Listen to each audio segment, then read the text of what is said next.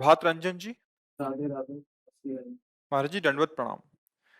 महाराज जी, आपके सत्संग से जीवन में बहुत बदलाव आए हैं। महाराज जी, क्या पूर्व जन्म के कर्मों के कारण ही हर व्यक्ति का भाग्य अलग अलग होता है? यदि हाँ, तो भूतकाल के पापों से कैसे छुटकारा पाएं? मार्गदर्शन करें। वर्तमान में भजन कीजिए, वर्तमान को सुधार लीजिए, तो भूत और भविष्य दोनों मंगल में हो जाएंगे।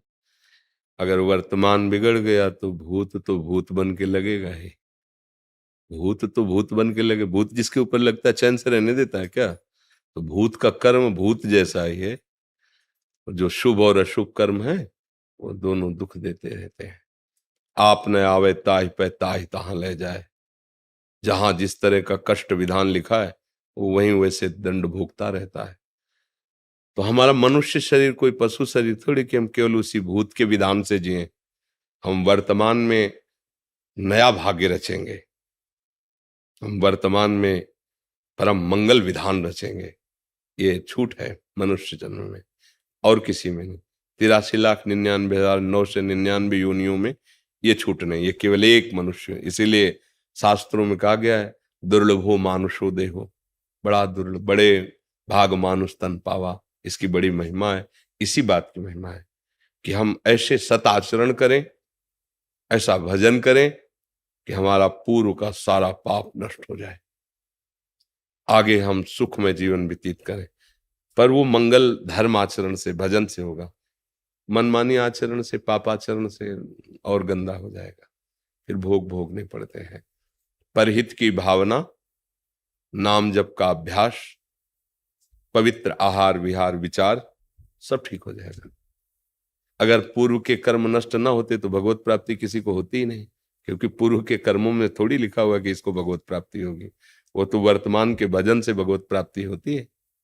भगवत प्राप्ति वर्तमान के भजन से होती है।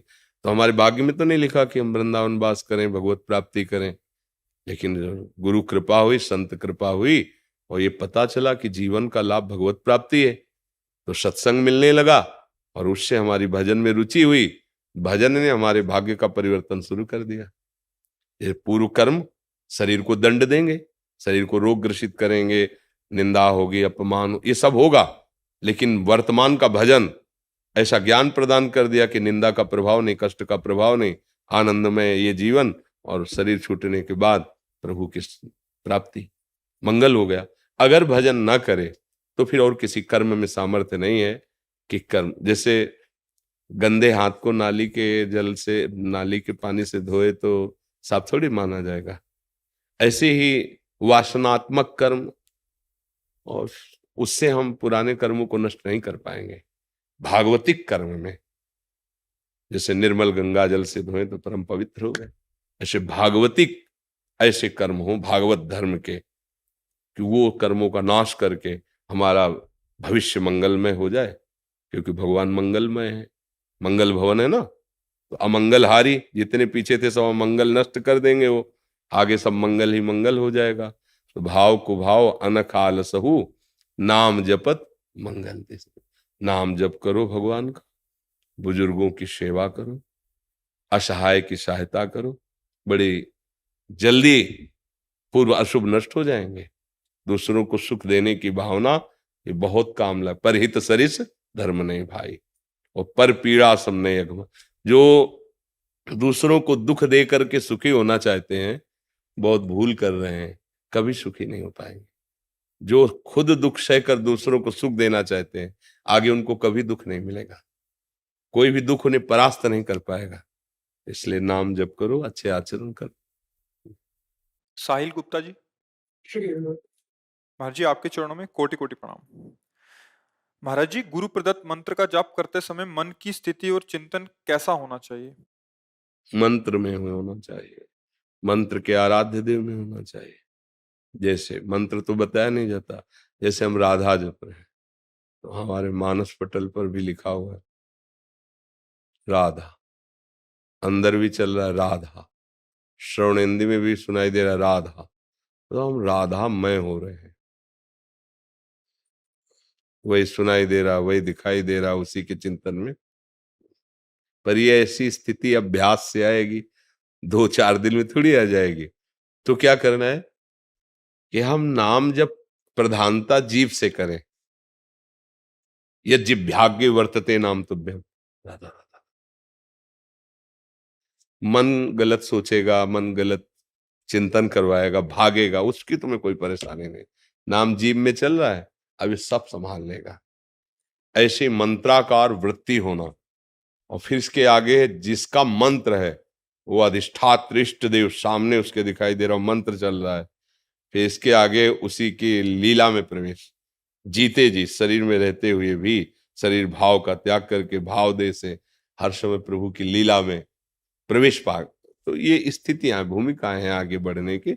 अभी तो नाम जप करो, मंत्र जप में जहां तक हो सके अक्षर ध्यान में रहो कि जो हम जप रहे हैं वो हम बार बार लिख रहे हैं। बड़ा कठिन है, पर अभ्यास में अगर 10-20 मंत्र भी ऐसे जपने लगे, से संख्या पूरी करो, 10-20-50 मंत्र तो ऐसे जपने का अभ्यास करो, धीरे धीरे एकाग्रता आपकी बढ़ती चली जाएगी। फिर मंत्राकार वृत्ति, मंत्राकार वृत्ति होता है कि स्वाभाविक मंत्र चल रहा है, जो चल रहा है उसी को हम देख रहे हैं, उसी को सुन रहे हैं।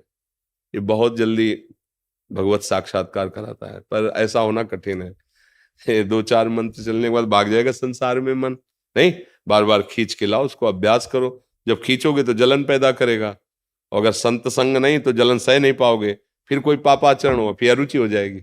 ऐसे ही होता है। और अगर संत संग है और बचा ले गए तो बढ़ता चला जाएगा, फिर तो कहना ही क्या है। पर प्रायः बढ़ना मुश्किल हो जाता है, क्योंकि जो हमारे अंदर वासनाएं होती हैं, जब हम परमार्थ में चलते हैं तो उन वासनाओं की छूट हो जाती है। जो चाहते हो सामने आने लगता है, भोगो इसे। अगर भोगा तो जो भजन है वो रुक गया, वो अरुचि हो गई, न यहाँ आने का मन होगा, न भजन करने का मन होगा। और देखो जिनकी पापात्मक रुचि है, पापात्म भाव है, वह यही रुचि है। और जो सच्चा मार्ग का प्रतीक, 4 दिन की जिंदगी यार संभाल के चल लो, किसी को दुख न पहुंचे, कोई पाप न हो, कोई गंदा नशा न हो, सबको सुख पहुंचाएं, भगवान का नाम जप करें, अच्छे आचरण करें, वो ये सोचता है। दोनों की सोच अलग हो जाती है। तो ऐसे गाढ़ भाव से धीरे धीरे मंत्र में लगने की चेष्टा करो। नीरज शर्मा जी,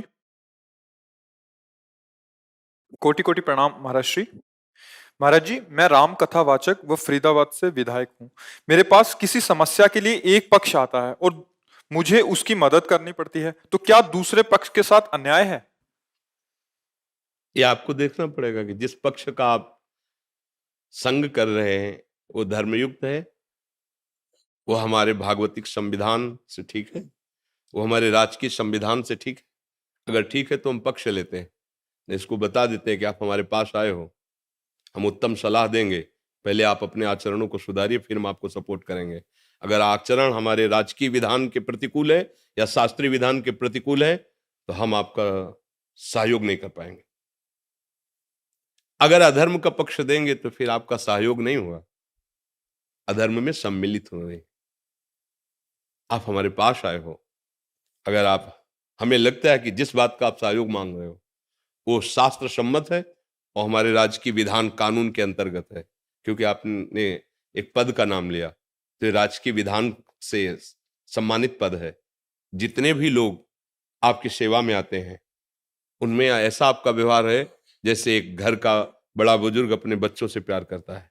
वैसे जितना आपका क्षेत्र है उस क्षेत्र का धर्मी अधर्मी पापी उत्तम अधम सब आपके प्यार और दुलार और शासन तीनों के अधिकारी हैं। अगर वो अधर्म युक्त आचरण करता है तो जैसे अपना बच्चा गलत करता है तो 2-4 थप्पड़ लगाते हैं, ऐसे ही भाव से हम उस पर शासन करेंगे। स्वार्थ, किसी भी तरह का प्रलोभन, किसी भी तरह का सांसारिक संबंध दबाव, ये अगर है तो फिर वो ठीक निर्णय नहीं कर पाएगा। ठीक निर्णय तभी कर सकता है जब कानून और भागवतिक विधान दोनों का परिचय प्राप्त हो और सामने वाला जो सहयोग मांगने आया है वो अधर्म से हटकर धर्म में चलने वाला है, फिर चाहे हमारे प्राण चले जाएं उसका सहयोग करेंगे और आगे उसको बढ़ाएंगे। और यदि अधर्म युक्त है तो वो या तो गलती स्वीकार करे और दंड भोगे, और अगर ऐसा लगता है कि एक बार क्षमा करने से यह अधर्माचरण छोड़ देगा और वास्तविक छोड़ देगा, इसका अधर्माचरण करने का स्वभाव नहीं लेकिन भूल हो गई, तो सहयोग करना चाहिए। उसमें बहुत विचार करना होगा, नहीं तो कर्ता प्रेरक अनुमोदन तीनों को बराबर भाग मिलता है, चाहे वो शुभ का हो या अशुभ का हो। जैसे कभी वृंदावन जाइए आप, एक बार बिहारी जी के दर्शन कीजिए, सत्संग सुनिए, देखो प्रयास करेंगे। दूसरा प्रयास नहीं, बड़े भाग्य की बात सुनो, अगर तुम्हारे पास पैसा नहीं तो हम व्यवस्था कर देते हैं, एक दिन का काम हम देख लेंगे, तुम जाओ तो वृंदावन। और वो वृंदावन आया तो वो आया, परिक्रमा किया, दर्शन किया, सत्संग सुना, उसको जो लाभ मिलेगा वो प्रेरणा देने वाले, अनुमोदन करने वाले को बराबर मिलेगा। इसीलिए शास्त्रीय विधान है, अगर आप अधर्म का साथ देते हैं तो आपके ऊपर अधर्म का ही दंड मिलेगा आपको, कोई भी हो, कोई भी हो। और अगर आप धर्म का साथ देते हैं तो धर्मो रक्षति रक्षिता, धर्म आपकी रक्षा कर लेगा। अगर कोई आपके प्रतिकूल होना चाहेगा तो आपको परास्त नहीं कर पाएगा। शास्त्रीय विधान, अध्यात्म सलाह ऐसी है। आपको कोई संशय? मुझे संशय क्या होता है कि दूसरा पक्ष तो कभी कभी नहीं आ पाता, और जो व्यक्ति आता है वो बार बार एक ही प्रेशर देता है कि भाई साहब हम आपके साथ थे, आज आप हमसे अच्छे बुरे की परिभाषा की बात आपको कर रहे बार हैं। बार साथ देना कि मैं भारत का हूं, भारत का हमारा एक कानून है, मैं भगवान का हूं, भगवान हमारे साथ है। हम कभी वो नहीं कर सकते जो भगवान और कानून के विधान के विपरीत हो। तुम साथ देना अन्यथा मत देना। ये जीवन कितने दिन का है, अंततो गत्वा विधान में भी आप भी चल रहे हो। अगर राजकीय विधान बिगड़ गया तो आपको भी दंड मिलेगा, और अगर भागवतिक विधान बिगड़ गया तो ये शरीर और ये साम्राज्य सब छूट जाएगा, एक ना एक दिन छूटेगा ना। तो उसका परिणाम क्या होगा? तो हमारे साथ भगवान है, हमारे साथ कानून का विधान है, इन दोनों को तुम हमारा साथ दो या ना दो। अगर तुम अधर्म से चलते हो, हमारा साथ मत देना, हम प्रभु के भरोसे हैं, देख लेंगे। वो आदमी अगर थोड़ी भी मनुष्यता है तो समझेगा कि तुम चीज क्या हो। और अगर तुम किसी पहला एक एक शब्द आप अगर श्रवण करोगे तो प्रश्न नहीं रह जाएगा। किसी प्रलोभन में या किसी संबंध के दबाव में जो निर्णय किया जाता है वो धर्म में नहीं होता। धर्म किसी दबाव में निर्णय नहीं होता। बस हमारे जो अध्यात्म का निर्णय है वो ये है। इसीलिए प्राय आप लोगों से चूक हो जाती है। अगर ये अधर्मी आदमी है, इसको हमने साथ नहीं दिया तो हमारे ऊपर क्षति कर सकता है, हमारे परिवार के ऊपर क्षति कर सकता है, हमारे पद में भी बाधा आ सकती है। तो ये पद कितने दिन रहेगा?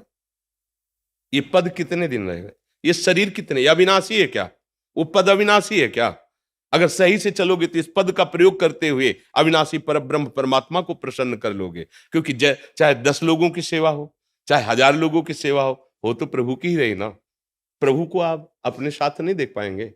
आप एक शब्द और भी बोले कि आप भगवान की महिमा का वर्णन करते हैं, तो क्या आप ये नहीं अनुभव कर पा रहे हैं कि भगवान आपके साथ हैं? क्या आप जानते हैं इनसे आप जीते हो?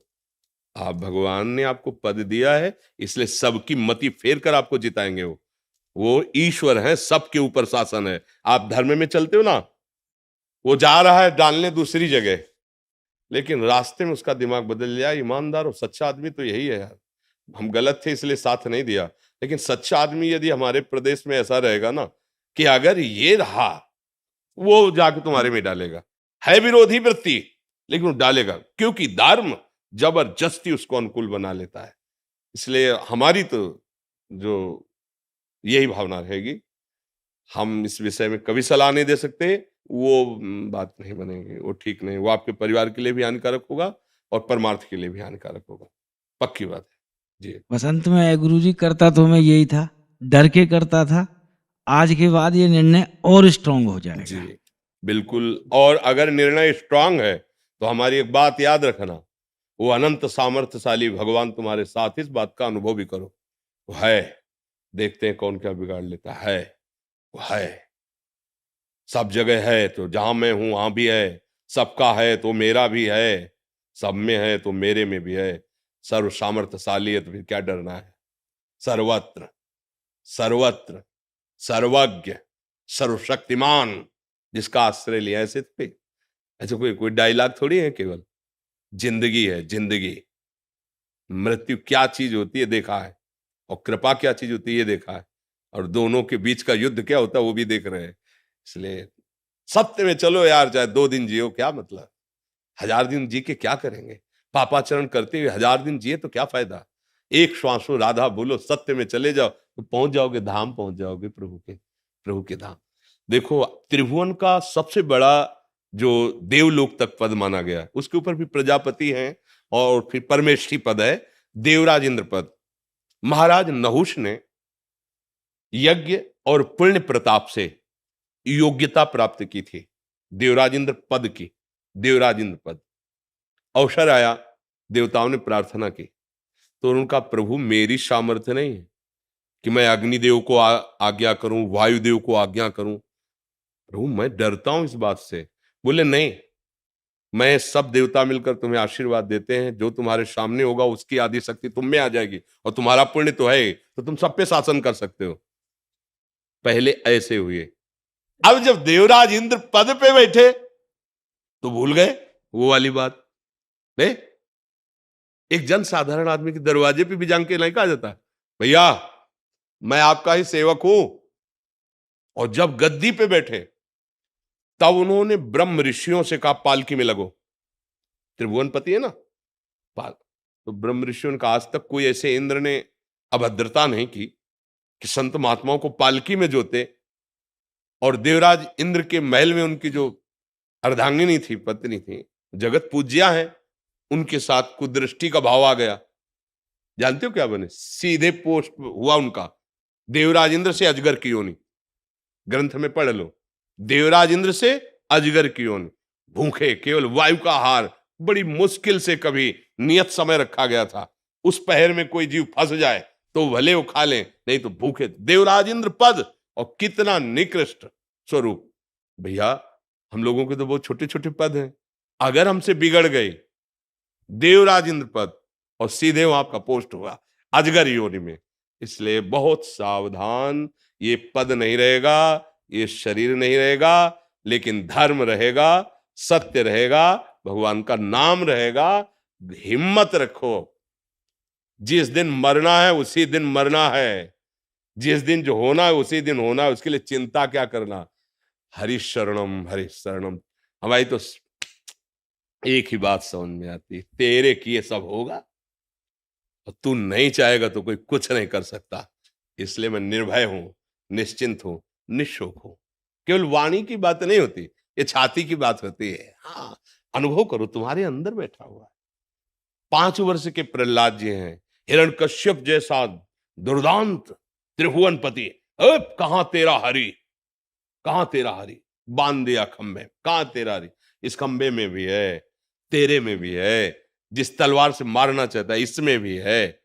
अच्छा, इस खंबे में हरि, घूंसे का प्रहार, महान बलशाली।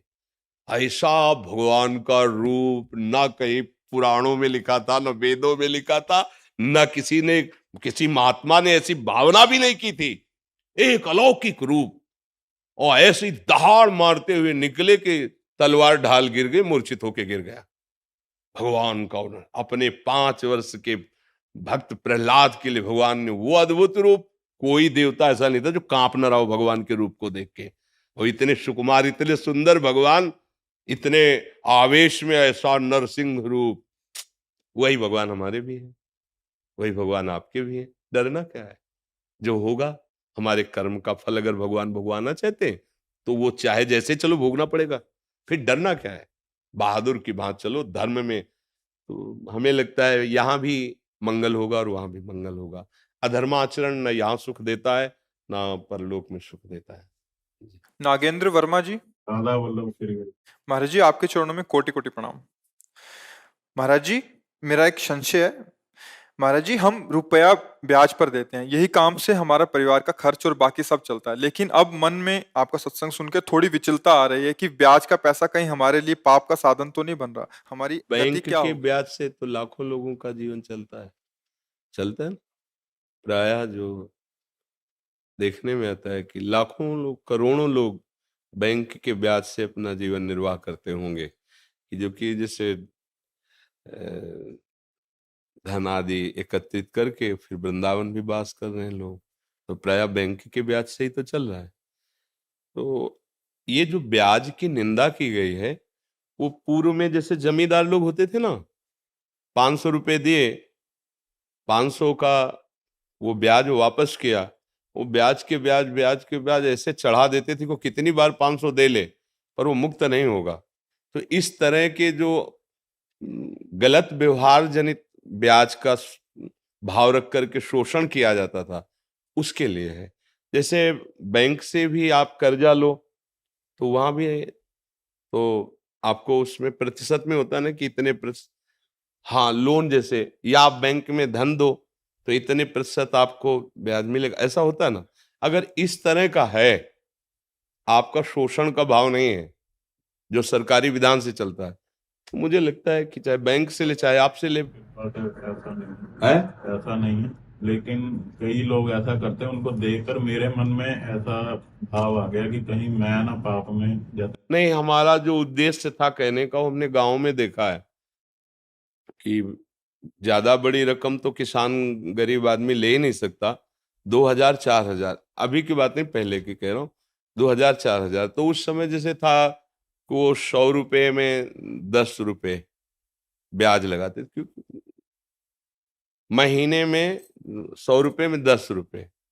और वो किसान आदमी, वो तो फसल आएगी, अगर फसल नष्ट हो गई तो अब कहाँ से बड़ा, मतलब ये तो आप लोग शायद उस कष्ट को नहीं जानते होंगे, जो गरीब हैं, किसान हैं, और उन्हीं से उनका उदर पोषण होता है। अब वो कुछ पैसे ब्याज के दिए, पर पूरे तो दे नहीं पा रहे, तो कितनी बार वो 500 रुपये पहुंचा दिए, 1000 रुपये पहुंचा दिए, थोड़ा थोड़ा करके, लेकिन वो ब्याजे नहीं, मूल तो ऐसे ही जमा है। फिर उनको उनकी खेती हड़पते, उनको कष्ट देते, वो महान दुखदाई है। एक नियम है सरकारी हिसाब से, जैसे तो आप जो प्रतिशत, खुली बात है, इतने प्रतिशत ब्याज इसका है, जहां तक हो सके सौहार्द रख करके उसको, उसका सेवा का भी काम बन गया, आपका भी काम चल रहा है। शोषण वृत्ति अगर है तो फिर वो हानिकारक रहेगी। शोषण वृत्ति अब जैसे किसी ने लिया था और दूसरे दिन उसका काम हुआ नहीं और उसी को वापस करने गए, तो उसने पूरा हिसाब लगा के कहा चाहे आज दो चाहे 1 महीने बाद दो, ब्याज तो तुम्हें पड़ेगा ही। अब उसको जो 200-300 रुपए ब्याज के थे बहुत भारी पड़े थे, और वो बेचारा के रख लिया। अब जब वो लाही चना कुछ भी पैदा होगा बेचेगा, तो अब वो पैसे लिए थे, काम नहीं हुआ, वो वापस करने गया, अब ब्याज के पैसे उसके पास कहाँ तुरंत, अब नहीं है ना, अब उसको कई महीने लगेंगे फसल आने पे, अब वो उनका हिसाब बढ़िया बन गया, तो फिर ये हानिकारक होता है। अब तुरंत जैसे समझ में आ रहा है ना, गांव का है, हमारे अमुक आदमी है, और उसका जिस काम के लिए था नहीं हुआ, वो वापस कर रहा है, तो इस पे फिर लोभ नहीं करना चाहिए। इसमें हाँ ठीक है, कोई बात नहीं, महीना 2 महीना हो गया तो फिर उसका ब्याज उचित ले लीजिए। अगर कोई ऐसा लगता है कि ब्याज नहीं दे पा रहा है, तो भाई थोड़े दिन के लिए आप हमारा मूल वापस कर दो, हम क्षमा करते हैं ब्याज, ऐसा भी व्यवहार कर लेना चाहिए। तो उससे भगवान देख रहे हैं ना, उससे मंगल, शोषण वृत्ति का निषेध किया गया है। कमल जी पंजाब से। महाराज जी राधे राधे। महाराज जी, शरीर तो भक्त जल्दी बन जाता है पर मन जल्दी भक्त नहीं बनता, जिस वजह से प्रभु प्रेम का आनंद। किसका है प्रश्न? हाँ, शरीर तो शरीर भगत, अरे गाड़ी भगत, गाड़ी में लिख दे, नाम लिख दे, तो गाड़ी नाम थोड़ी जप रही है, ये तो गाड़ी है। बात तो अंदर की है, जो ड्राइवर उसमें बैठा हो वो क्या कर रहा है। ये शरीर एक रथ की तरह है, गाड़ी की तरह है, शास्त्रों में वर्णन किया गया है। शरीर एक रथ है, इंद्रियां इसके घोड़े हैं, मन इसकी लगाम है, बुद्धि इसका सारथी है। अगर बुद्धि निश्चय कर ले तो लगाम कड़ी रखे तो घोड़े सतमार्ग में ही चलेंगे, तो रथ सुरक्षित रहेगा। मन को प्रभु में लगाने के लिए तो हम सत्संग करते हैं, सुनते हैं, नाम जप करते हैं, शास्त्र स्वाध्याय करते हैं, पवित्र आहार करते हैं, फिर मन आ जाएगा काबू में। अगर गंदा भोजन होगा, गंदे लोगों का संग होगा, गंदी विचारधाराएं, गंदी क्रियाएं, कभी मन को आप शासन में नहीं ले पाएंगे। अच्छे आचरण पहले कीजिए, अपने को बलवान बनाइए, अपनी बुद्धि पवित्र कीजिए, नाम जप कीजिए, अच्छे आचरण, बुजुर्गों की सेवा, दूसरों को सम्मान देना, तो आपकी बुद्धि में बल आएगा, वो मन को खींचेगी, मन इंद्रियों को खींचेगा, सही मार्ग में चल देंगे। अब अभी क्या है, विषय ने इंद्रियों को बस में कर रखा है, इंद्रियां मन को अधीन कर लिए और मन बुद्धि को, पूरा सिस्टम उल्टा चल रहा है। जो भोग सामने आया, इंद्रियां लालायित हो गई, मन दस्तखत कर दिया, बुद्धि उसी में लग गई, फेल हो गए हम। और है उल्टा मार्ग इसका कि बुद्धि के शासन में मन, और मन के शासन में इंद्रियां, और इंद्रियां निर्विषय, तब जाकर के, और विषय देखते ही इंद्रियां फिसल गई, मन को इंद्रियां अधीन किए हुए हैं और मन बुद्धि को अधीन किए हुए हैं, और जीवात्मा इन्हीं से सुख के प्रलोभन में फंस गया। कभी कोई फंसता है तो सुख के प्रलोभन में।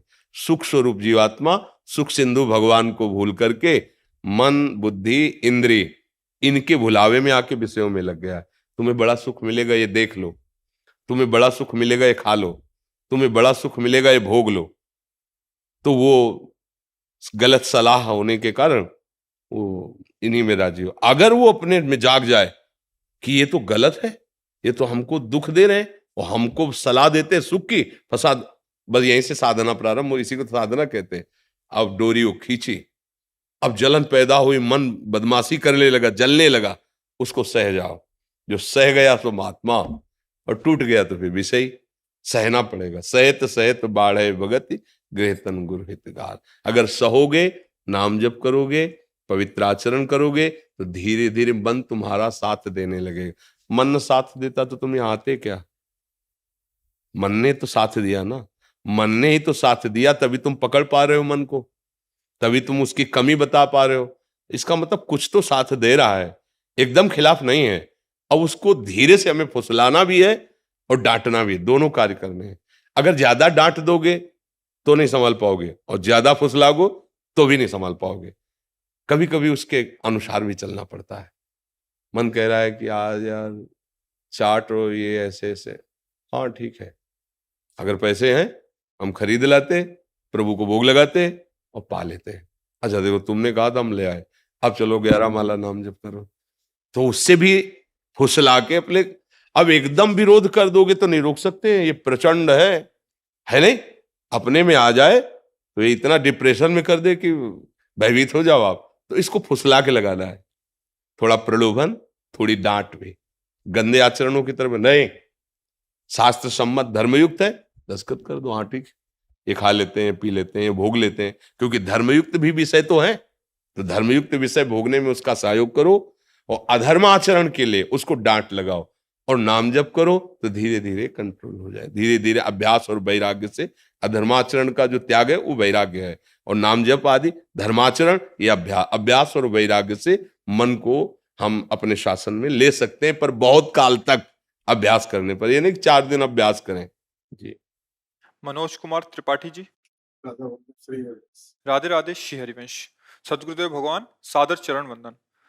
भगवान, मैं कोरोना काल से आपका सत्संग सुन रहा हूँ। आपके सद्वचनों से मेरा जीवन परिवर्तन हो गया है। इस अनमोल मानव जीवन का हर एक पल कितना अनमूल्य है, इस जीवन का मूल्य उद्देश्य क्या है, ये ज्ञात हुआ है। मैं आपके अनमोल वचनों को अपने हित मित्रों, रिश्तेदारों को भी भेजता हूँ। सबके जीवन में परिवर्तन हो रहा है। मैंने एवं हम सभी ने कबीरदास जी, रैदास जी, रामकृष्ण परमहंस जी, मीराबाई आदि दिव्य विभूतियों के विषय में केवल सुना था, लेकिन प्रभु की असीम कृपा से आप जैसे दिव्य संतों का दर्शन एवं आपके अनमोल वचनों को सुनने का सौभाग्य प्राप्त हो रहा है। आपके वचनों से देश के युवाओं में काफी परिवर्तन हो रहा है। हम सभी आपका ऋण कैसे चुकाएंगे? हर नहीं, पल आपके वचन। हम तो आप लोगों के ऋणी हैं कि आप लोग बात मान रहे हैं। इस कलिकाल के भयावह प्रचंड तांडव हो रहा है जो अधर्म युग, उसमें आप लोग किसी संत की बात सुन रहे हैं, कोई परमार्थ की बात सुन रहे हैं। आप बुरे आचरणों को त्याग कर अच्छे आचरणों में चल रहे हो, तो आप हम पर एहसान कर रहे हो। आप हमारे धन्यवाद के पात्र हो, और भगवान आपको ऐसी बुद्धि दे जिससे आप परम सुख को प्राप्त हो। स्वस्थ रहें, सुखी रहें इस जीवन में भी, और जब शरीर छूटे तो भगवान की भी कृपा का अनुभव हो। हमारा उद्देश्य यही है, और ये उद्देश्य संतों की जूठन से और भगवान की कृपा से मिला है। जिन संतों का आपने नाम उच्चारण किया, उन्हीं के नाम उच्चारण से, उन्हीं के चिंतन से, उन्हीं के प्रताप से, वाणी उन्हीं की जूठन है, उसी से बोल करके आप लोगों के मंगल की भावना करते हैं। हमारे में कोई सामर्थ्य नहीं है। अगर आप स्वीकार न करें तो हम कुछ नहीं कर सकते। आप स्वीकार कर रहे हैं, आपका परिवर्तन हो रहा है, या आप हमारी बात को स्वीकार करने के कारण अहोभाग्य है।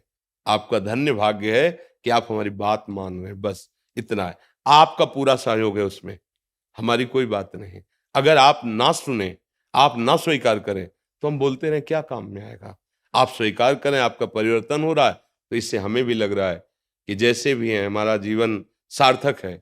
10 को सुख मिले, यही हमारे जीवन का उद्देश्य। 10 सुधर जाएं, 10 भगवत मार्ग में चलने लगे, 10 दुराचार छोड़ दें, तो कम से कम मनुष्य जन्म धारण करना हमारा सारा, हमारा जो होना है सो तो होना है।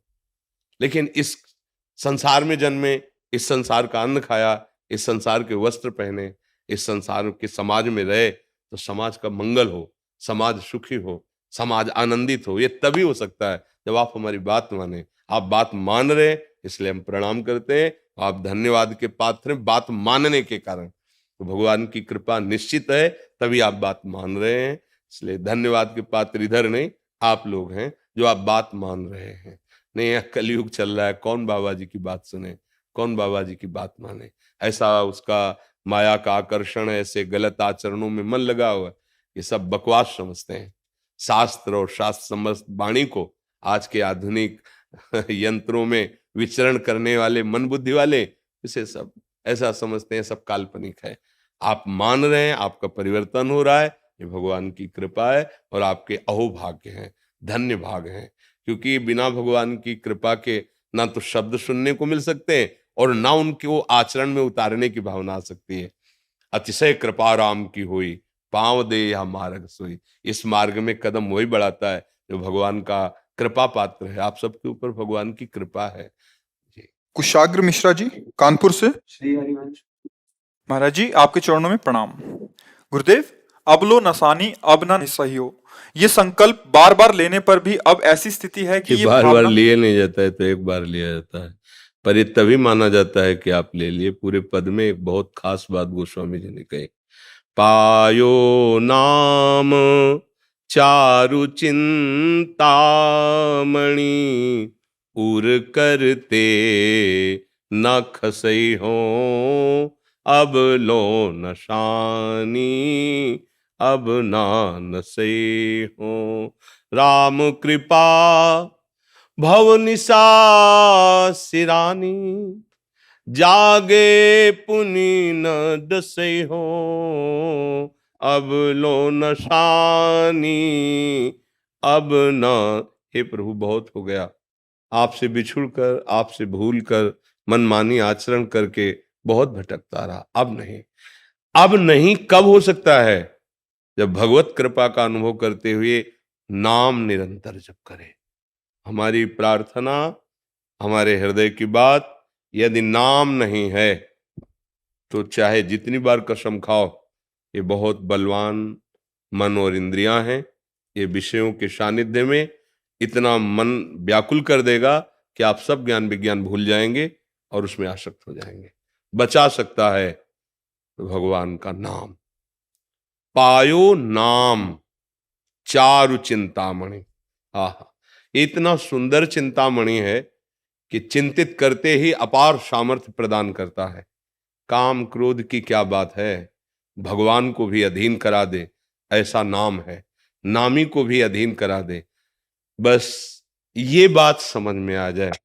गोस्वामी जी बहुत बार पदों में अपने हृदय की बात कहें, राम राम राम जी, जो लो तू न जपी है, तो लो तू कहूं जाए, तिहूं ताप तपी है।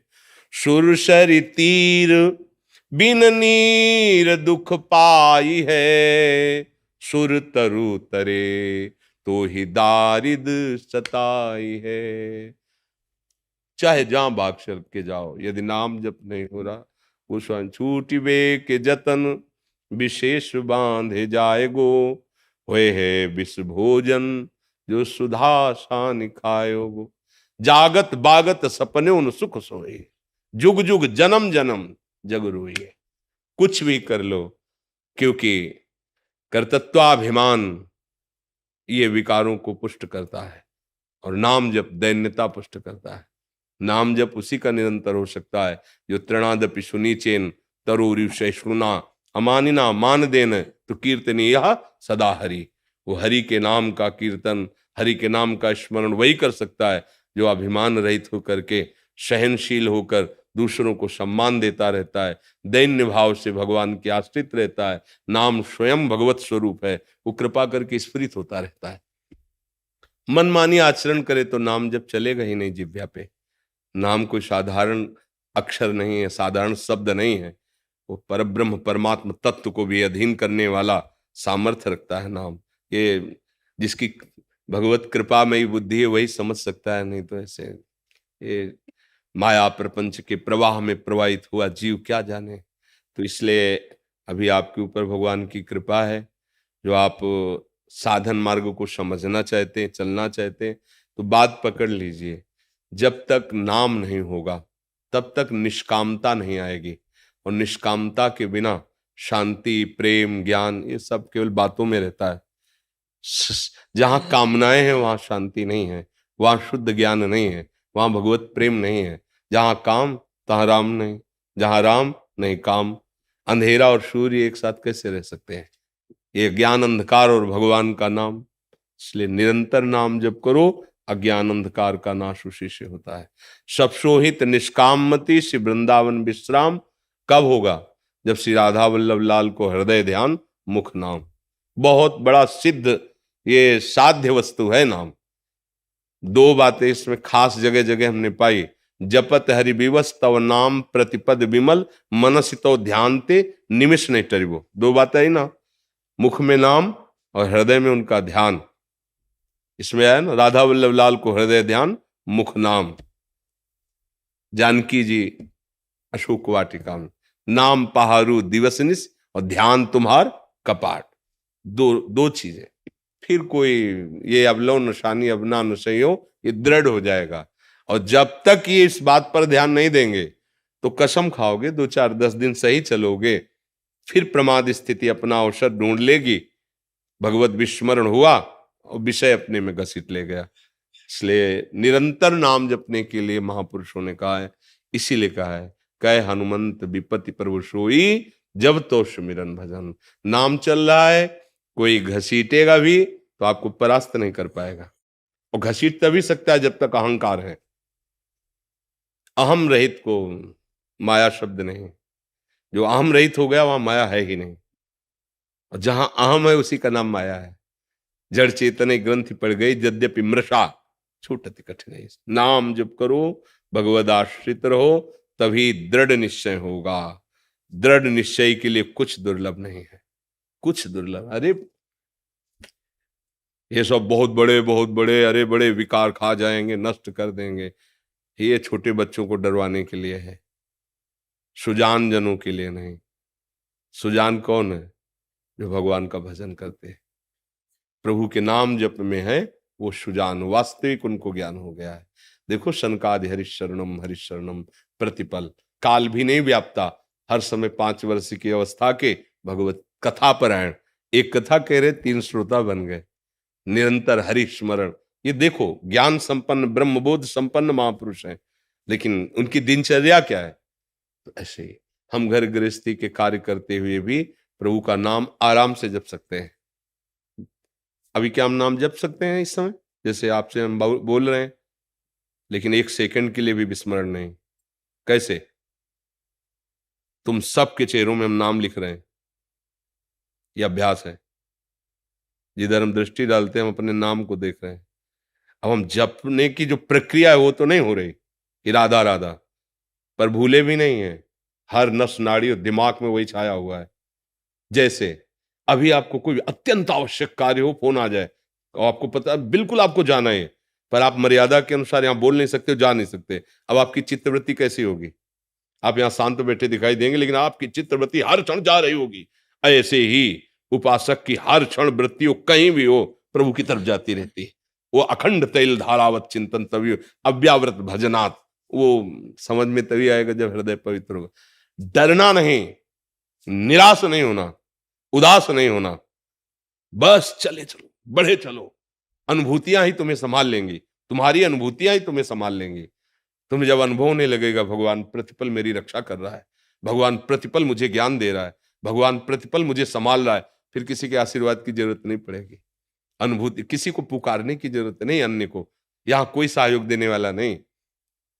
जिसे तुम सहयोगी मानते हो वही बाधक बन जाएगा। क्यों?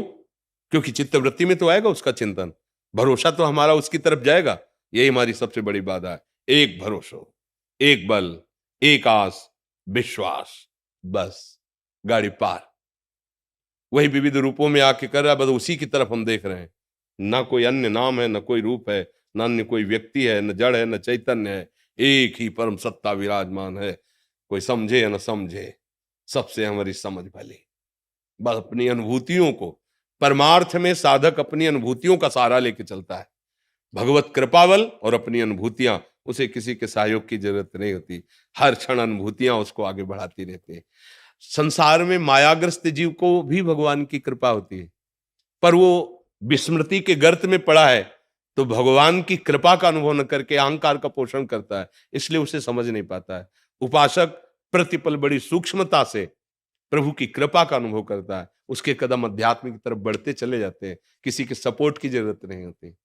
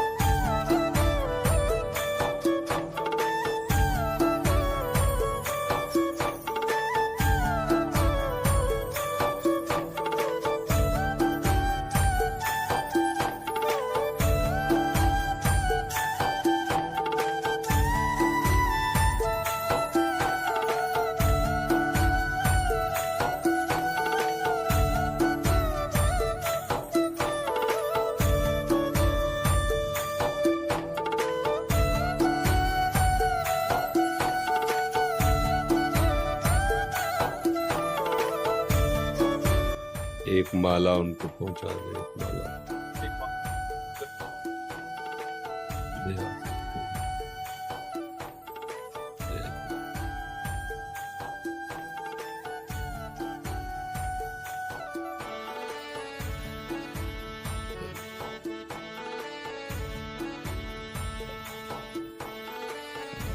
ऐसे बच्चों की मुक्ति।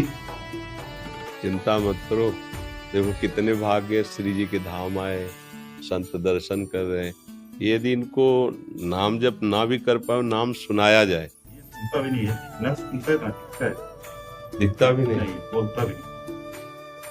तो एक काम हो सकता है, रज स्पर्श तो शरीर में हो सकती है वृंदावन की, थोड़ी रज ले जाना, रोज लगा दिया करो। एक ढक्कन चरणामृत बिहारी जी या राधा वल्लभ जी के मंदिर से ले लो, चरणामृत पक्का है। अकाल मृत्यु हरणम सर्वव्याधि विनाशनम श्री कृष्ण पादोदकम पीत्वा पुनर्जन्म न विद्यते। प्रभु का चरणामृत और यो ब्रह्म रुद्र शुक नारद भीष्म मुख्य रालक्षितो न सहसा पुरुषस्य तस्य सद्यो वशीकरण चूर्ण मनंत शक्तिम तम राधिका चरण रेणु मनुष्य मरामी। श्री जी की चरण रज, वृंदावन की रज और लालजू का चरणामृत, और दोनों प्रयोग कराओ। भले नहीं देख पाता, नहीं सुन पाता, उसका निश्चित कल्याण हो जाएगा। बात मान लेना। रोज दवा की तरह चरणामृत और थोड़ी रज लेके ऐसे लगा दिया। जीव का पर्व वो भाग्यशाली है, किसी कर्म के वशात हुआ। देखो हमारी लाडली के धाम में आया और दृष्टि में आया है, और आप उसके कल्याण के लिए पूछ रहे हैं, और ये दो विधान निश्चित समझो आप, ठीक है।